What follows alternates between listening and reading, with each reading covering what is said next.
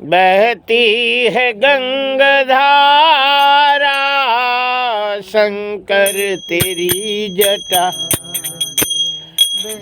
यह गंगा धारा मृग चरम बसन धारी, वृषवाजे पर सवारी, मृग चरम बसन धारी। मृग वृषराज पर सवारी, निज भक्त दुख हारी। कैलाश में विहारा, शंकर तेरी जटा से। बहती है गंगा धारा, शंकर तेरी जटा से। बहती है गंगा धारा, दृगतीन तेज राशि। करमद नागधारी, दृगतीन तेज राशि। करबंद नागधारी, मैया है संगदासी। सब विश्व के आधारा, शंकर तेरी जटा से। बहती है गंगा धारा, शंकर तेरी जटा से। बहती है गंगा धारा, शिव नाम जो उचारी। सब पाप दोष तारे, शिव नाम जो उचारी। पाप ताप तारे, शिव नाम जो उचारी। सब पाप दोष तारे, ब्रह्मान वे विसारी। भव सिंधु पार तारा, शंकर तेरी जटा से। बहती है गंगा धारा, शंकर तेरी जटा से। बहती है गंगा ओ काली घटा के अंदर, जिन मिले उजाला, शंकर तेरी जटा से। बहती है गंगा धारा, शंकर तेरी जटा से। बहती है गंगा धारा।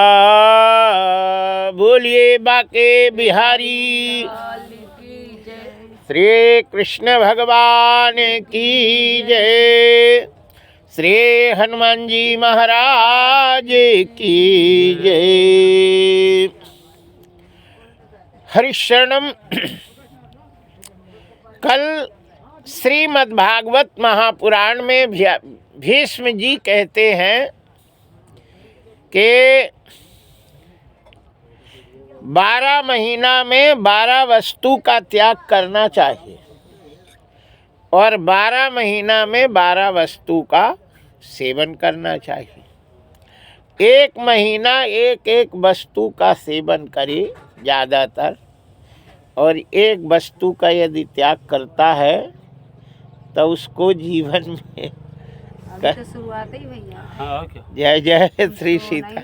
नहीं बोलिए बाके बिहारी लाल की जय। श्री सीताराम जी महाराज की जय। इस प्रकार 15 दिन में एक एक वस्तु का सेवन नहीं करना चाहिए, है ना। तो प्रतिव्रता को कद्दू का सेवन नहीं करना चाहिए, ये हमने बताया था, है ना। प्रतिपदा को कद्दू का सेवन नहीं करना चाहिए। द्वितीया को बैगन नहीं पाना चाहिए। तृतीया को कटहल नहीं पाना चाहिए। चौथ को मूली नहीं खाना चाहिए, पंचमी को बेल नहीं पाना चाहिए, छठ को नीम की दातून नहीं करना चाहिए। छठ को नीम की दातून करने से कलंक लगता है। वो छठ की दातून करने से नीच योनि में जन्म लेता। पंचमी को बेल खाने से कलंक लगता है, कलंक लग जाता है। बेल छठ को पंचमी को नहीं पाना चाहिए। छठ को नीम की दातून नहीं करना चाहिए। सप्तमी के दिन आंवला नहीं पाना चाहिए। सप्तमी के दिन आंवला नहीं पाना चाहिए।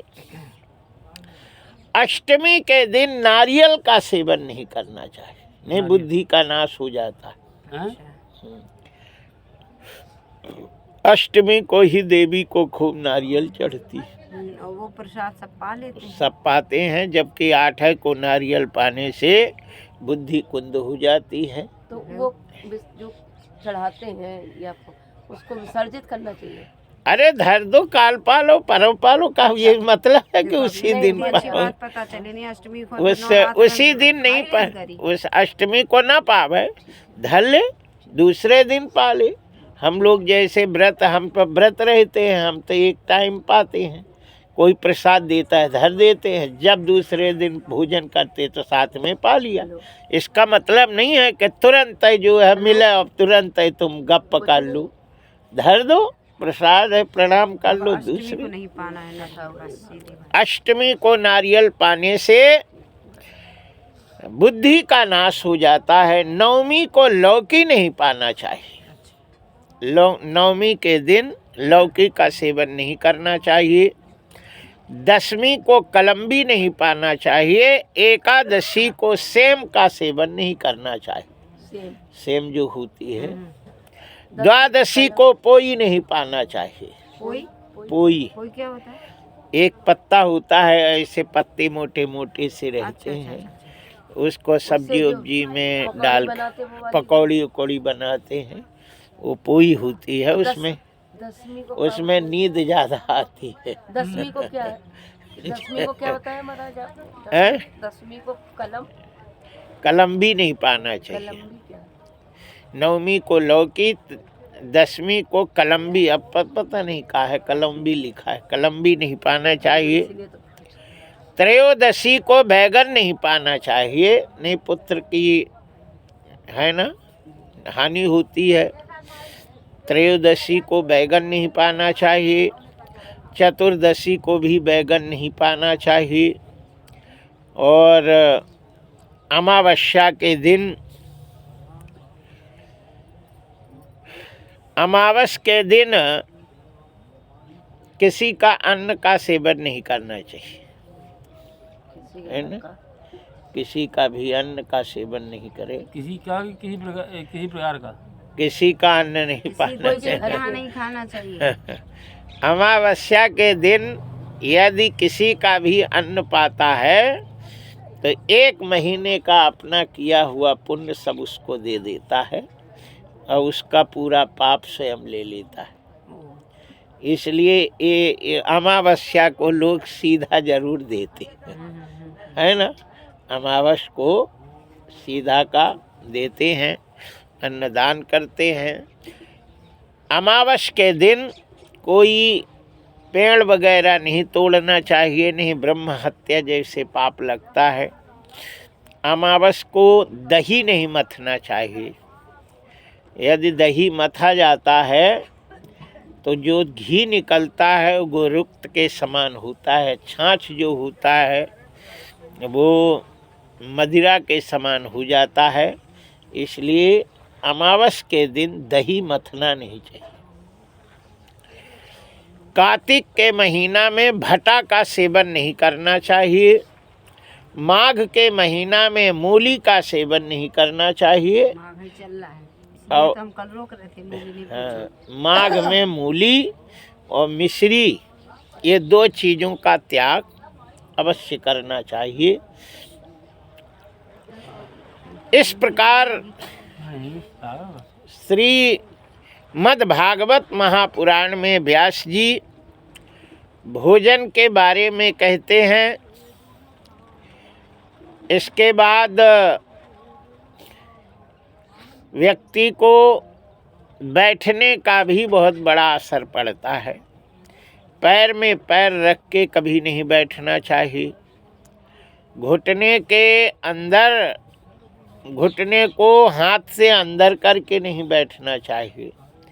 दोनों हाथ से सिर नहीं खुजलाना चाहिए, है ना। हाथ से बाजा नहीं बजाना चाहिए, मुख से बाजा नहीं बजाना चाहिए, नाखून से नाखून को नहीं रगड़ना चाहिए। कछु लोग जो रामदेव वाला करते हैं ये। हाँ, रामदेव बाबा का वो कहते हैं कि ऐसे करो, लेकिन शास्त्र में ये निषेध कहा है। नाखून से नाखून नहीं बजाना चाहिए, अंग से बाजा भी नहीं बजाना चाहिए, मुख से भी बाजा नहीं बजाना चाहिए, और पढ़ते समय हिलना भी नहीं चाहिए, बैठ के हाथ पैर नहीं हिलाना चाहिए। ये सब करने से बहुत बड़ा नुकसान होता है। अपने भागवत का ये भीष्म जी कहते हैं। दूसरी चीज, दांत से दांत नहीं बजाना चाहिए, है ना, या कटकटाना नहीं चाहिए। और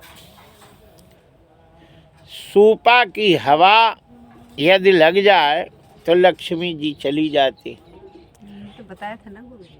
रात में दही नहीं पाना चाहिए, हाथ में नमक लेके नहीं पाना चाहिए, हाथ में नमक नहीं देना चाहिए, कपास की दातून नहीं करना चाहिए, दिन के कैथ के पेड़ के नीचे नहीं बैठना चाहिए, दीपक की छाया अपने ऊपर नहीं पड़नी चाहिए, बकरी की धूल अपने ऊपर नहीं लगनी चाहिए, दिन के नहीं सोना चाहिए, और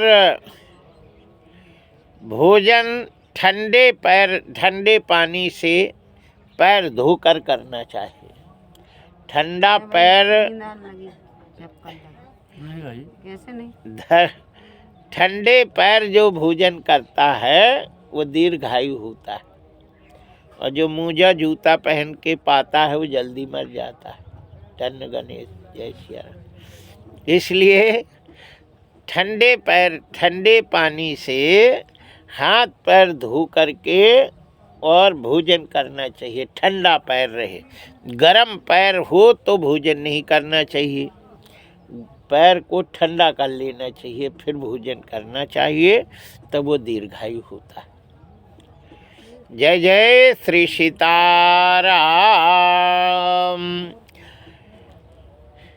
जीवित यदि पति खत्म हो जाता है और लड़का है उसके पास, तो वो विधवा नहीं कहलाती है। उस स्त्री को विधवा कहने वाले को रौरव नरक की प्राप्ति होती है। और उस स्त्री को कोई काम को रोकना नहीं चाहिए, है ना। जो शुभ काम, विधान खराब। शुभ काम जो है वो विधवा कहते हैं। विधवा को शुभ काम नहीं करना चाहिए पहले। तो ऐसी स्त्री को जिसके लड़का नहीं, लड़की नहीं, पति खत्म हो गया, वो विधवा होती है। लेकिन जिसके लड़का लड़की हैं, वो पति की आत्मा तो है ही। आत्मा जायते पुत्र, आत्मा ही पुत्र के रूप में, पति की आत्मा ही पुत्र रूप में उत्पन्न होती है। इसलिए वो विधवा नहीं कहलाती है, ऐसा भीष्म जी कहते हैं। बोलिए बाके बिहारी लाल की जय। प्रदीपम शिवलिंगम चे शालिक रामम मणिम तथा प्रातिपो यज्ञ सूत्रम च सुवर्ण शंखमिव च हरिकम च तथा मुक्तः गोमूत्रम गोमयम घृतम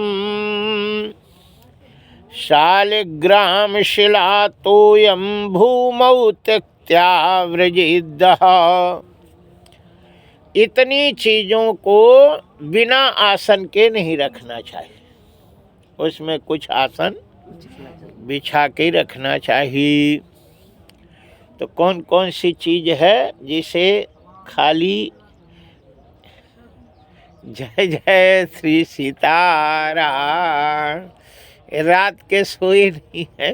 ये बोलिए बाके बिहारी लाल की जय, श्री कृष्ण भगवान की जय। तो कितनी चीजों को बिना आसन के नहीं रखना चाहिए। दीपक को जमीन पे नहीं रखना चाहिए। दीपकम शिवलिंगम च, शंकर भगवान की पिंडी शिवलिंग को भी जमीन पे नहीं रखना चाहिए। बेलपत्री पे या कोई न कोई फूल या किसी आसन पे पहले धर देना चाहिए, फिर उसमें रखना चाहिए। प्लेट में रख देते हैं तो ठीक है। हाँ, जमीन पे नहीं रखना चाहिए। तो दीपक है, शिवलिंगी है, शालिग्राम जी हैं, और मणि है, देव की प्रतिमा है, मोती है, माणिक्य है, हीरा है, सुवर्ण है। सोना भी जमीन पे नहीं रखना चाहिए, है ना। कोई अंगूठी उतार के ऐसे धर देते जमीन पे, या अथवा कोई हार वगैरह, उसे जमीन पे नहीं रखना चाहिए, क्योंकि ये भगवान का रूप होता है और इसको अच्छी जगह पे रखना, आसन पे रखना चाहिए। हीरा है, सुवर्ण है, मणि है, तुलसी है, रुद्राक्ष है, पुष्पमाला है, जप की माला है, पुस्तक है, यज्ञोपवीत है, चंदन है, और फूल है, कपूर है, गोरोचन है, कुशा है। इसे भूमि में रखने से पाप लगता है, इसे भूमि पर नहीं रखना चाहिए, जमीन पे नहीं रखो। श्री भीष्म जी कहते हैं कि शंख चक्र शिलालिंग विघ्न सूर्य द्वयम तथा शक्ति त्रयम चैकत्र पूजते दुख कारण। जो पूजने वाले को भयंकर दुख होता है, जो शिवलिंग, शंख और सूर्य की प्रतिमा, गोमती चक्र, शालिग्राम, ये दो की पूजा नहीं करनी चाहिए। दो शिवलिंग की पूजा नहीं करे, दो शंख की पूजा नहीं करना चाहिए, दो सूर्य की प्रतिमा की पूजा नहीं करना चाहिए, दो गोमती चक्र की पूजा नहीं करना चाहिए, दो शालिग्राम की भी पूजा नहीं करना चाहिए। हमारे तो 10 गोमती चक्र। गणेश जी और देवी, ये दो ही, तीन नहीं रखना चाहिए। गणेश जी की 3 प्रतिमा और देवी की 3 प्रतिमा की पूजा नहीं करनी चाहिए। कहते हैं कि शालिग्राम 2 नहीं हो गए, 1 पूजा कर सकते हो, फिर 3 नहीं होना चाहिए, 4 रख सकते हो। मतलब सम में 2 नहीं रखना चाहिए, विषम में 1 की पूजा कर सकते हो, बाकी विषम की पूजा नहीं करनी चाहिए, सम की करना चाहिए, है ना। 7 है। सम का मतलब 2 4 6 8 यही। हाँ। हमारे पास तो 7 विषम यही तो गलत है, नहीं बताएंगे। विषम गलत है। आज हाँ। क्या बता, हम बताते रहे, बताते रहे। विषम में 1 कर सकते बस हो, एक। 1 विषम में कर सकते, और सम में 2 नहीं कर सकते, बाकी सम में कर सकते, विषम में नहीं करना चाहिए। तो तो दो विषम तो साथ हो ही दो नहीं सम है, दो सम है। 2 1 ये विषम में 1 हाँ। और 2 सम में सम ये में कर सकते हैं। नहीं, दो नहीं करना चाहिए। सम में दो नहीं करना चाहिए, विषम में एक करना चाहिए।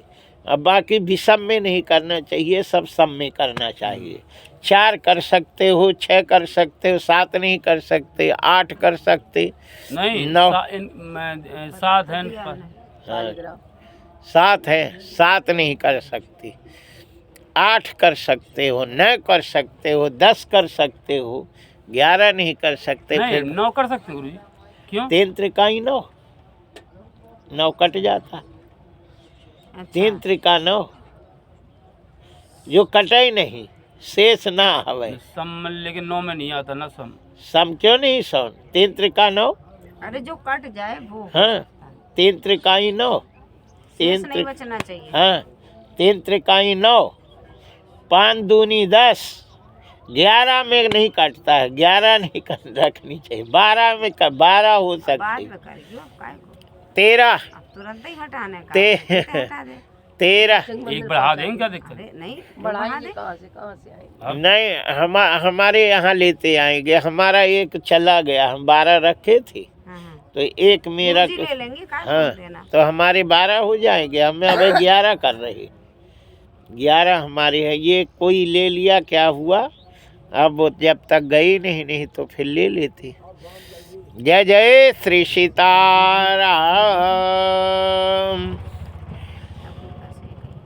कहते हैं शालिग्राम का जो जल है, शालिग्राम को स्नान कराने के बाद जो जल होता है उसको भी पृथ्वी में नहीं गिरना चाहिए, न रखना चाहिए, है ना।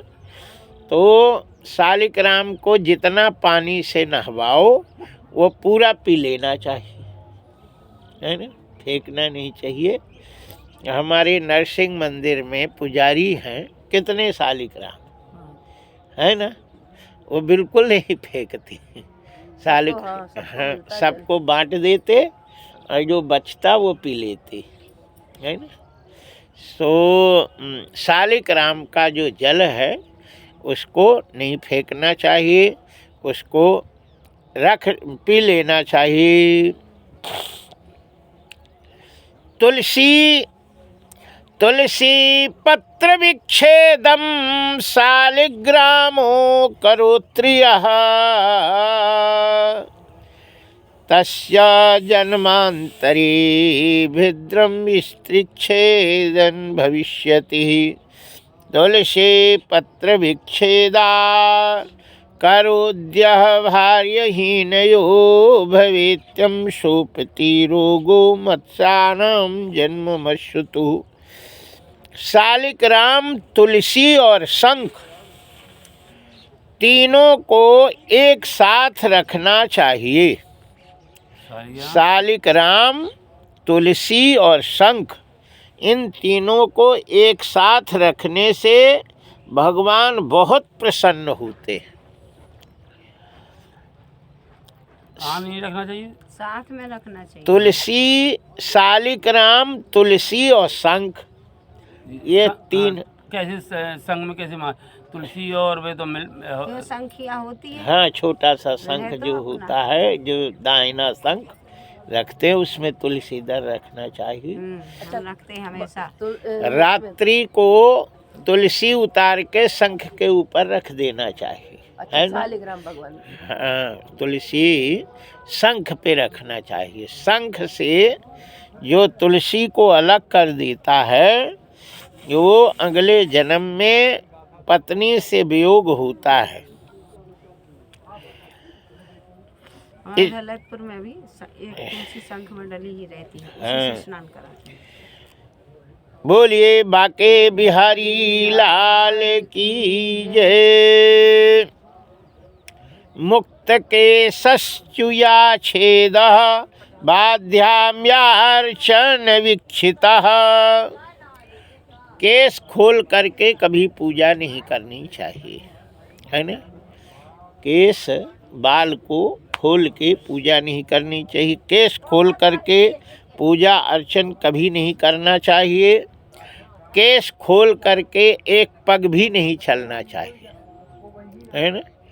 जहाँ बैठे वहीं केस खोले रहे, और जब चले तो पूरे केस को बांध लेना चाहिए, फिर चलना चाहिए। नहीं तो कुबुद्धि आ जाती है और चुड़ैलें खोपड़ी में घुस जाती है ना। आजकल के फैशन हो गए, है ना।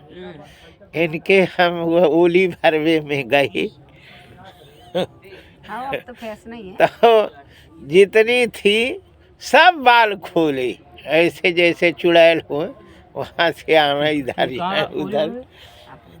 तुम्हारे तो गए थे, सब बाल खोले थी। वो तो गुरु जी हर जगह अब रिवाज होगा जो शादी में ब्याह में शादी में बाल खोले कोई रहता ही नहीं। बाल खोल के एक पग भी नहीं चलना चाहिए, और सिर खोल के भी नहीं चलना चाहिए। सिर में कपड़ा वगैरह रखे रहना होना चाहिए, तब वो शिष्टाचार धर्म और भगवान उसकी रक्षा करते हैं ना। धर्मो रक्षति रक्षिता, धर्म की रक्षा करोगे तो धर्म तुम्हारा रक्षा करेगा, और यदि तुम नहीं रक्षा करोगे तो वो तुम्हारी रक्षा नहीं करेगा। धर्मो रक्षति रक्षिता, धर्म की रक्षा करने से धर्म तुम्हारा रक्षा करेगा। यदि धर्म की रक्षा तुम नहीं करोगे तो तुम्हारा धर्म रक्षा नहीं करेगा, है ना।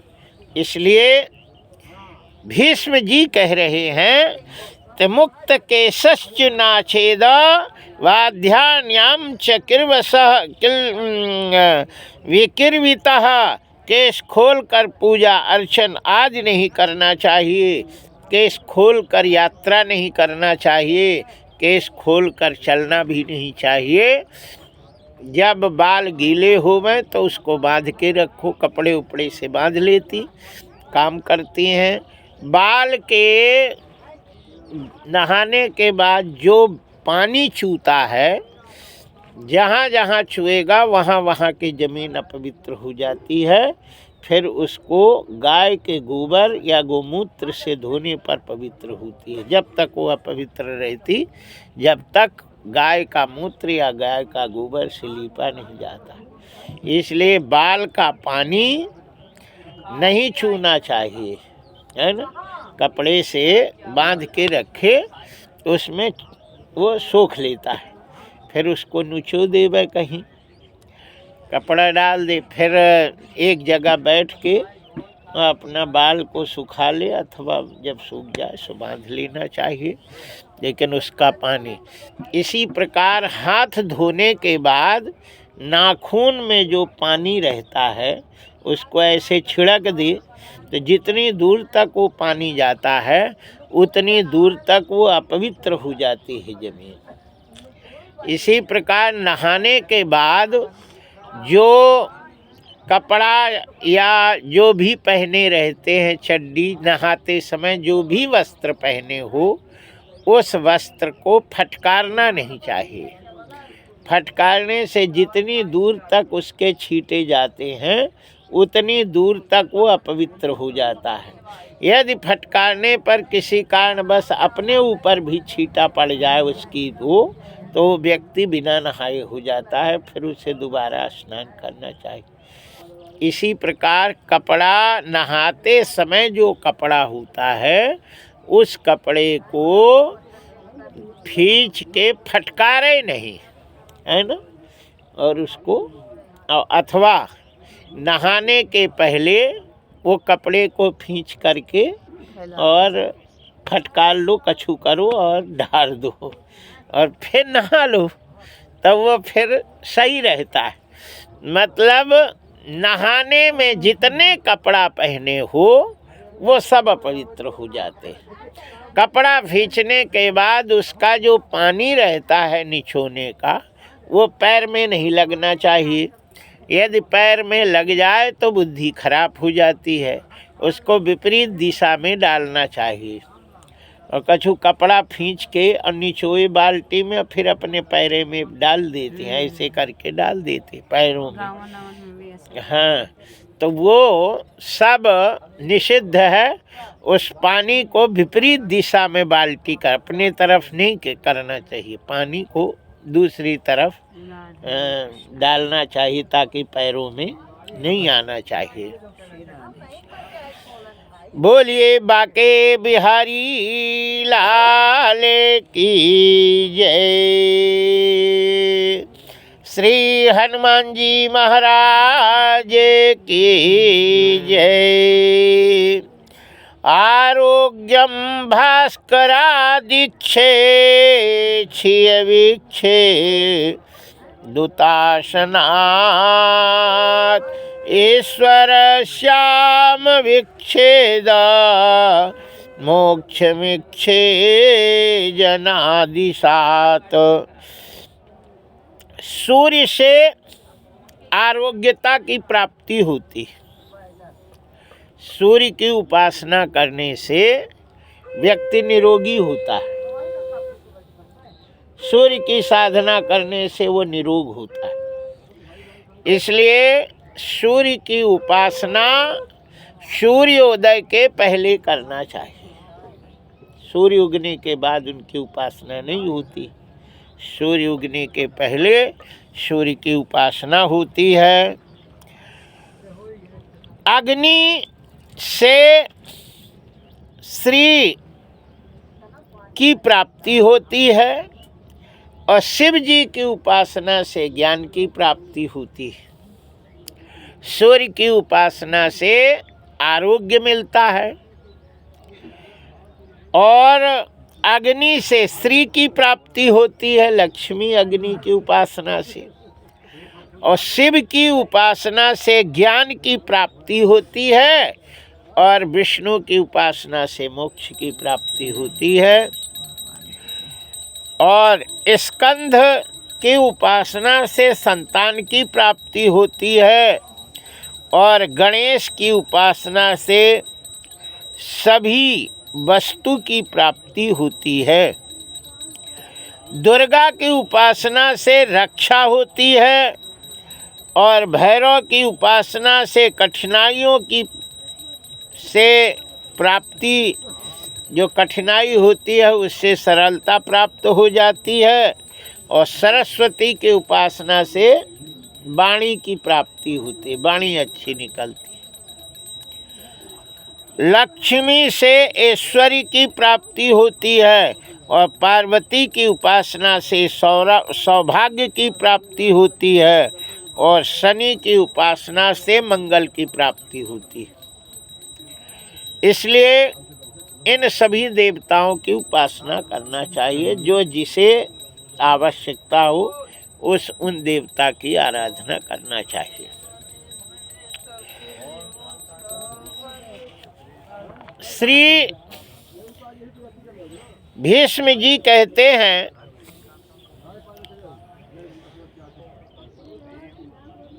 कि युधिष्ठिर जीवन में कभी भी किसी भी से द्वेष नहीं करना चाहिए, ईर्ष्या नहीं करना चाहिए, उससे घृणा नहीं करना चाहिए। यदि वो किसी से भी द्वेष करता है, किसी से घृणा करता है और किसी की भी निंदा करता है तो भगवान की प्राप्ति कभी नहीं होती।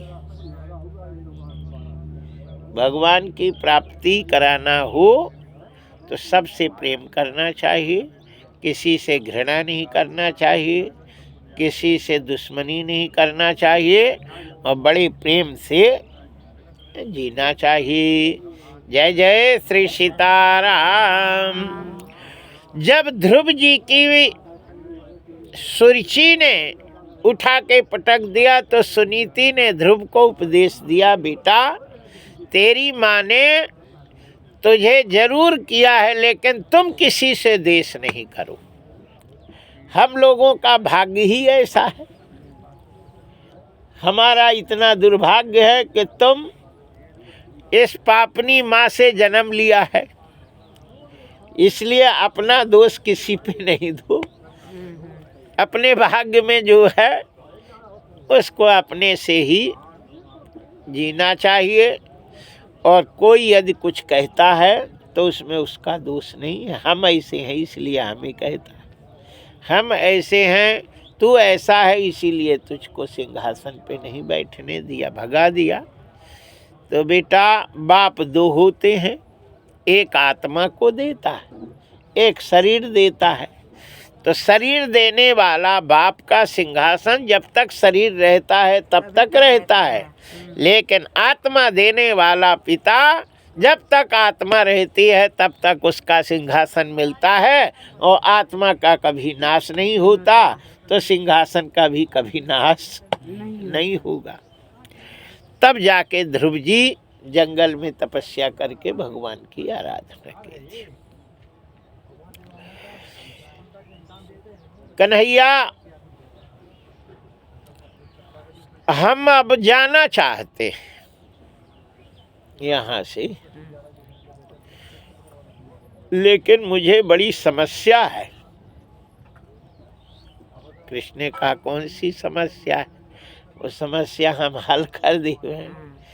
बोले मेरी मोड़ी है तो उसकी अब शादी नहीं भाई। पितामह ने कही है। दोनों कितना बढ़िया प्रसंग। तब वो यदि उस मोड़ी की शादी तुम कर लेते तो हम चले जाते। तो अब तुम्हारे 16,108 है, 9 हो जाएंगी। पूर्ण संख्या हो जाए, 8 अच्छा नहीं 9 सही है। 16,109 तुम्हारी पत्नी हो जाएगी और मेरी मोड़ी आपके शरण में चली जाएगी। फिर हम सुखी से प्राण दे दें। जितने ऋषि महात्मा थे सब उनके मुंह के फटे, कि इनकी मोड़ी कहाँ से आ गई? मुंह फटा ही रह गया। जिसने ऊपर पलक थे तो ऊपर रह गए और नीचे जिसके थे वो खुले ही नहीं। जिनका मुंह खुला था वो बंद नहीं हुआ, जिनका बंद था वो खुला नहीं। और सांस जिसने ले लिया तो निकाला नहीं, और जिसने निकाल दिया वो लिया नहीं। सब स्तब्ध हो गए। सांस का आना जाना बंद हो गया, पलक का गिरना बंद हो गया, हाथ का आना जाना बंद हो गया, हवाएं बंद हो गई, सब चकित रह गई। ये क्या कहते हैं? कौन सी मोड़ी है ना? गुप्त रूप में जो अब तक शादी नहीं भाई। कृष्ण भगवान तुम जानते थे। बोले अब दे दो, इतनी तो हो गई, सो एक और हो जाए सो कोई दिक्कत नहीं। इति मतिरुकल्पिता वितृष्णा। वो कौन सी मोड़ी है? तृष्णा। मन मरी माया मरी, मरी मरी जात शरीर, आशा तृष्णा ना मरी, कह गए दास कबीर। जीव की तृष्णा बहुत ही बेकार होती है। आशा और तृष्णा ये नहीं जाती है, और शरीर मर जाता है, मन मर जाता है, लेकिन आशा और तृष्णा नहीं मरती, और यही उसके जन्म मृत्यु का कारण बनता है। इसलिए कन्हैया तुम हमारी मोड़ी है तृष्णा, यदि आपके चरणों में रख लो तो हम मुक्त हो जाएं। भगवान ने उस आशा तृष्णा को ले लेते हैं, और भीष्म जी अपना अंतिम श्वास लेते हैं। तो भीष्म की बेटी तृष्णा नहीं तो कहाँ से हुई थी ये बताओ? तृष्णा मतलब अपने अंदर जो तृष्णा है वो अपने अंदर तृष्णा, आशा, इच्छाएं वो रह जाती हैं। भगवान के चरणों में दे दिए, भगवान ले लिए। तो वो इच्छाएं स्वयं बेटी कौन दूसरी जगह से नहीं पैदा होते, स्वयं पैदा होते, स्वयं के शरीर में पैदा होते। नहीं जैसे श्री कृष्ण जी 16,108 रानियां थी, आप कह रहे 9 हो गई। तो वो तृष्णा एक- तृष्णा थी व्यास की, भीष्म की। इत मतिरु कल्पिता वितृष्णा है ना, वे तृष्णा है जो कृष्ण भगवान कृपा कर दें और अपना ले लिए। जैसे हमारे लोग कहते हैं, हे प्रभु हमारी तृष्णा ही समाप्त कर दो, वही है, वही है, वही वही है। तृष्णा। हमारी जय ये- जय श्री सीताराम। बोलिए बाकी बिहारी लाल की जय। श्री हनुमान जी महाराज की जय। कन्हैया आ जाओ एक बार, कन्हैया आ जाओ रे, कन्हैया आ जाओ एक बार, कन्हैया आ जाओ एक बार, कन्हैया आ जाओ आ जाओ एक बार, कन्हैया आ जाओ एक बार, कन्हैया आ जाओ, अरे कन्हैया आ जाओ एक बार, कन्हैया हार ढूंढ ढूंढ के हार गई हूँ, ढूंढ ढूंढ के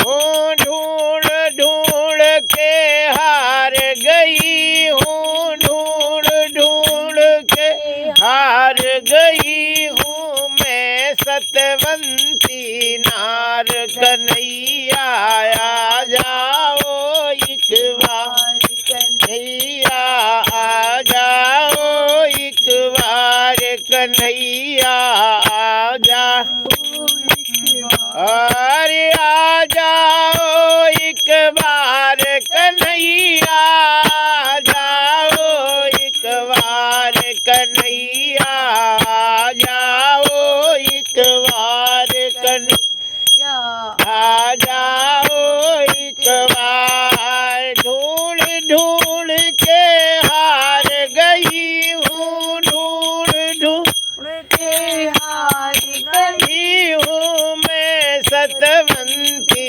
नार, कन्हैया आ जाओ एक बार, कन्हैया आ जाओ एक बार, कन्हैया आ जाओ एक बार, कन्हैया आ जाओ एक बार, और जाग रही हूँ भोर उजाले, जाग रही हूँ उजाले, जीवत मेरा तेरे हवाले, जीवन मेरा तेरे रे, मंदिर में मैं रोज ही जाऊं, मंदिर में ही रोज जाऊं, चरणों में नित शीश नवाऊं, चरणों में नित शीश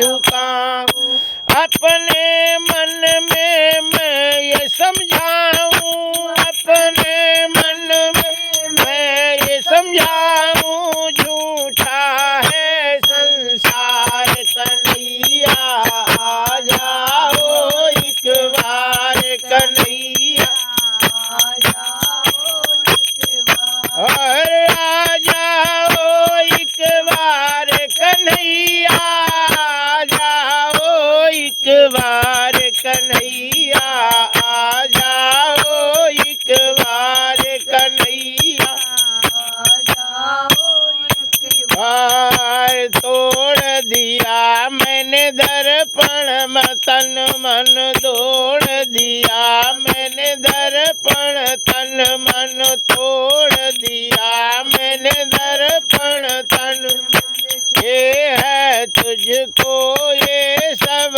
अर्पण, ये ही सब है तुझको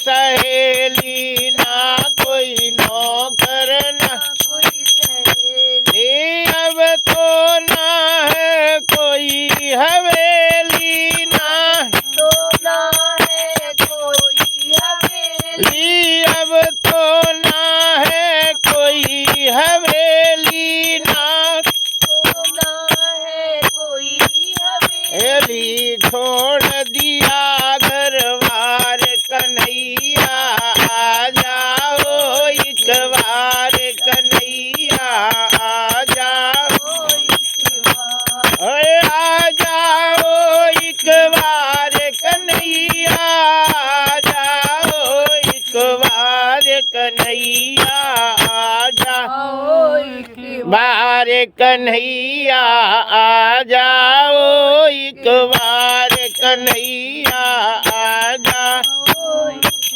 और काम दाम का लोभ नर नाम क्रोध का काम, रहना सिर पर कोई वेश न रहना सिर पर कोई बोझ न रहना सिर पर कोई बोझ न रहना, रूखी सूखी करूं गुजारा रूखी सूखी करूं गुजारा, तेरे बिन मेरा कोई ना सहारा तेरे बिन न कोई सहारा, ना है कोई मेरा दुलारा ना है कोई मेरा दुलारा, छोड़ दिया मोह प्यार कन्हैया आ जाओ एक बार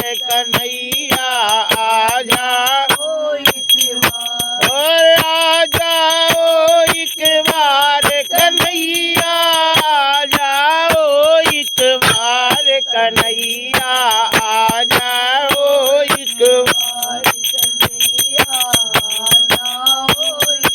और जल्दी से अब आओ श्यामा जल्दी से अब आओ, भव से पार लगाओ श्यामा भव से पार लगाओ, नैना तर से आस लगाए नैना तर से आस लगाए, रोम रोम में आप समझाए रोम रोम में आप समझाए, ये सब गोपिन ये तेरे हवाले गव गोपी ये तेरे हवाले, करती करुण पुकार कन्हैया आ जाओ एक बार कन्हैया आ जाओ,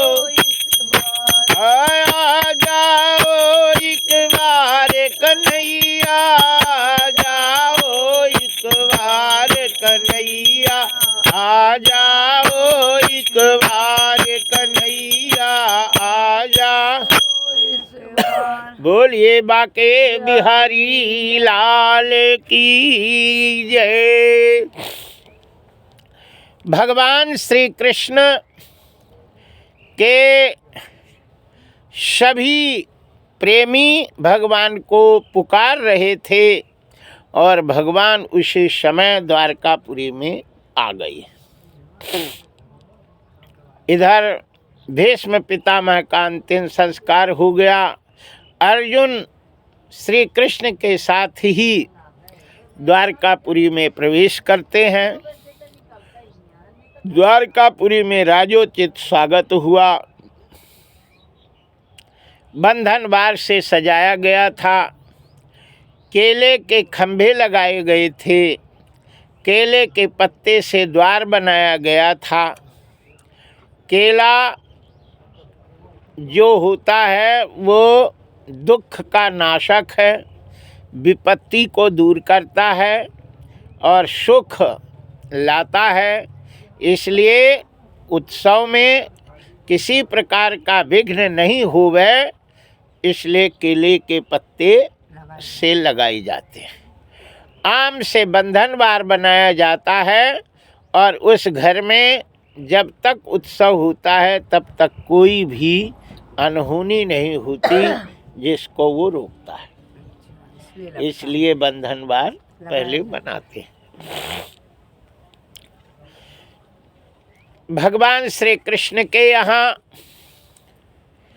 बहुत से दुर्वासा ऋषि आदि बड़े बड़े सिद्ध महात्मा द्वारकापुरी गए हुए थे और भगवान का दर्शन हुआ और दर्शन होने के बाद तो चातुर्मास लग गया और साधु लोग चातुर्मास में कहीं नहीं जाते, नदी पार नहीं करते, क्योंकि नदियाँ अपवित्र हो जाती हैं और उस नदी को नाकने पर या उसमें जाने पर पहले पुल उल तो बने नहीं रहते थे, है ना, नदियों को लांघना पड़ता था, जाना पड़ता था। तो नदी उस समय दूषित हो जाती हैं और उनको फिर पार नहीं करते, इसलिए चातुर्मास एक जगह रुक जाते। भगवान श्री कृष्ण के यहाँ चातुर्मास करने के लिए महात्मा लोग रुक गए। वो नियम लेते हैं और उस नियम के अनुसार ही वो अपना कार्य करते हैं। एक टाइम भोजन लेते हैं दोपहर को, शाम को भोजन नहीं लेते। वैसे आषाढ़ से सावन के महीना में तो बिल्कुल भोजन शाम को लेना ही नहीं चाहिए, ब्यारू बिल्कुल नहीं करना चाहिए एकदम से। सावन में है ना, आषाढ़ से सावन सावन में है ना। आषाढ़ में तो भड़ैया नमय को तो खूब चक रहता है ना, सादिन रहती है ना। आषाढ़ पूरे निकल जाता है नवमी से, फिर नवमी से भड़ैया लगती है, सुबंध हो जाता है। फिर गुरु पूर्णिमा होती है तो गुरु पूर्णिमा को खूब चकाचक होता ही है कि नहीं, खूब शाम को गुरु पूर्णिमा होती, फिर सावन लगता है। तो सावन के बाद गुरु पूर्णिमा के बाद सावन लगता है और उस सावन में ब्यारू बिल्कुल नहीं करना चाहिए, है ना। सावन ब्यारू कबो न की जाए, सावन में ब्यारू कभी नहीं करना, किसी भी प्रकार से भोजन नहीं करना चाहिए। भादव में भी नहीं, सावन भादव 2 महीना तो ब्यारू करना नहीं चाहिए। कुंवार के महीना में जब कभी होवे सो कर ले, वैसे नवरात्रि लगते उसमें व्रत ही रहते। पितर पक्ष में है तो उसमें एक ही टाइम पाना चाहिए। कुंवार मास में जब तब की जाए, है ना। और कार्तिक मास जब हुई भी दीवारी सो ठूस ठूस के करो बियारी, है ना। कार्तिक के महीना में दीपावली हो जाए, इसके बाद तो खूब हुमक के करे भोजन, कोई दिक्कत नहीं होती, है ना। लेकिन सावन भादव ये 2 महीना शाम के बिल्कुल नहीं पावे तो व्यक्ति बिल्कुल स्वस्थ रहता है, क्योंकि बरसात के समय में शाम के तो कीड़े उड़े तो आ ही जाते, है ना। कीड़े रहते, भयंकर रहते, कीट पतंग हो जाते, ये हो जाता, और जठराग्नि मंद पड़ जाती है ना। भोजन पचाने की शक्ति कम हो जाती है और फिर रात को ब्यारू करे तो रात के नींद नहीं आ रही, गज बज हुए सवेरे फिर वो नहीं होता है। शाम के जो ब्यारू नहीं करता सवेरे उसको जल्दी नींद खुलती है, खूब अच्छा फ्रेश रहता है। और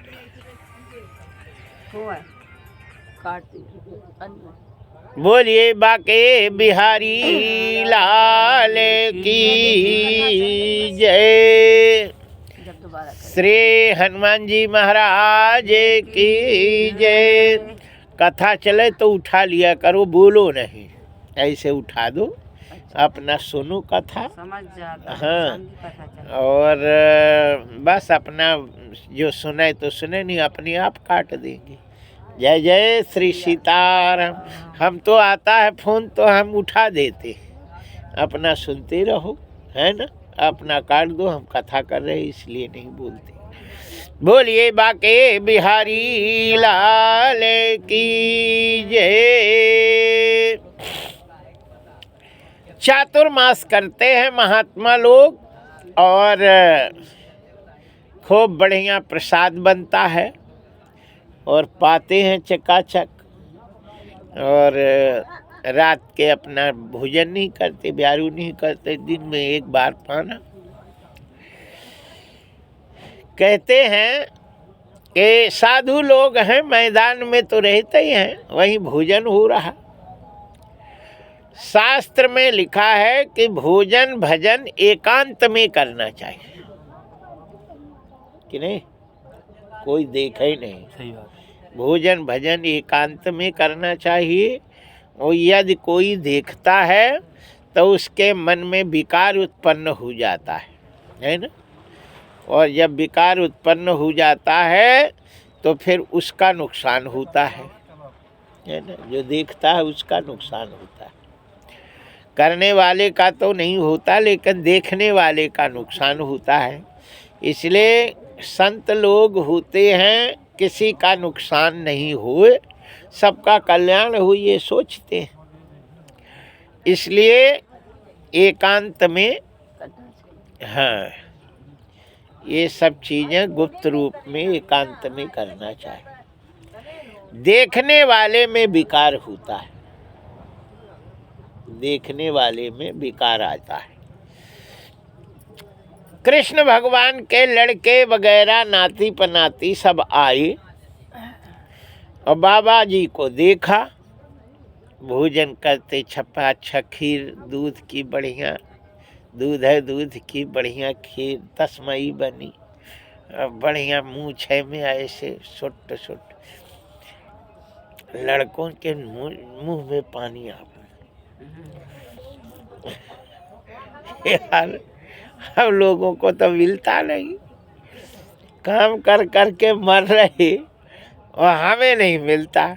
ये बाबा लोग ना हर चले न चले कुदारी, अब बैठे भोजन दे मुरारी। सही बात है। कृष्ण भगवान, हल चले ना उनके खुदाई, लड़का, भोजन उनके दे बाप मुरारी। थे, उनका नाम मुरारी था। तो कहे कि ना हल चले न चले कुदारी, अब बैठे भोजन दे मुरारी। मेरा बाप का दिमाग खराब हो गया है ना, बिना काम किए खिला रही इन्हें, और जो मांगते वही ले आते। कभी खीर बन रहा तो कभी कचौड़ी पकौड़ी खूब चकाचक छान रहे। आम लोगों को जो है नाप के मिलता है थोड़ा थोड़ा। अब बहुत तो थे उनके संतान, भयंकर थे 56 करोड़, अब इतना कहाँ से आए। सबको बधा था थोड़ा आवे, और वो थोड़ा थोड़ा एक एक उसमें नाप के मिलता था। सब हिस्सा तो बटा नहीं था, सब एक ही थे। अब इन्हें इतनी बड़ी व्यवस्था, 16,108 पत्नियाँ थी और उन सब के 10-10 लड़के थे। तो 16,108 गुणते 10, अब बताओ कितना हो जाएगा। क्यों? और एक एक लड़की थी। 16,108 के 10-10 लड़के हुए तो 16,108 गुणते 10 कितने हो गए? गुणा कर दे 10 का बस। तो वही तो पूछ रहे कि 32 और 8 दूनी हो गए कितने? 16 216 16,216। अरे 16,216 कैसे? 16,108 तो पत्नी थी, ठीक। उन सब के 10-10 लड़के थे, ठीक। तो उनके सब 10-10 लड़के, तो 16,108 गुणते 10। गुणते 10, हाँ सर। तो पहले 16,000 कर लिया, तो 16,000 कितने हुए? 10 गुना 10 गुना 16,000, 16 दूनी 16 दाहम 160 है ना। हाँ, 16 दाहम 160, हाँ। तो 160,000 160,000 और ये और ज्यादा 108 ये। 108 के और 232 हो गई, 8 2 16, हाँ, 108 है, 100 ये तो 200, जो है 200 और 216, हाँ 216 और जोड़ दो संग में। हाँ, तो ऐसे अब फिर उनके भी 10-10 लड़के थे, नाती फिर पोता उनके भी 10-10 लड़के थे, फिर उनके भी 10-10 लड़के थे 10 से कोई कमी नहीं था। और 10 उतने ही ले औरतें जोड़ो, उतने तो 10-10 लड़के हुए, फिर उनके बैंक- 10-10 लड़के हुए। पेन कागज लेके बैठो फिर तो। ऐसे कुल मिला के 56 करोड़ थे।